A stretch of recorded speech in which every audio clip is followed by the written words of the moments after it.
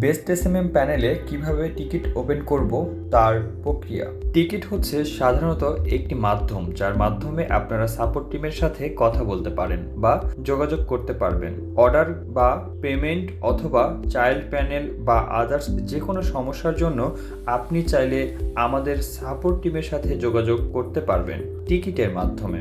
যেভাবে যোগাযোগ করবেন, প্রথমত বেস্ট এসএমএম ওয়েবসাইটটি লগ ইন করতে হবে। তারপর আপনারা এমন একটা ইন্টারফেস পেয়ে যাবেন। এরপর বাম পাশের বারের নিচের দিকে দেখতে পাবেন টিকিট অপশান। তারপর টিকিট অপশানে ক্লিক করুন। এরপর অর্ডার পেমেন্ট অথবা চাইল্ড প্যানেল অথবা আদার্স যে কোনো প্রয়োজনীয় অপশান চুজ করুন।